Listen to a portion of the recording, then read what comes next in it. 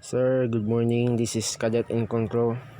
So, pasensya na kayo sir, kung screen record na lang ako sir kay wala dyan makabidyo na ako sir actual nga paghimo sir.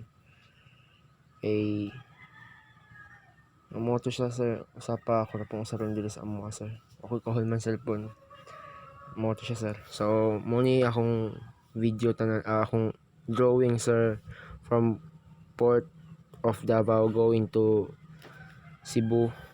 So this one is the chart number 1, 4494, the 2, 2575, the upper right part is the number 3, 943, the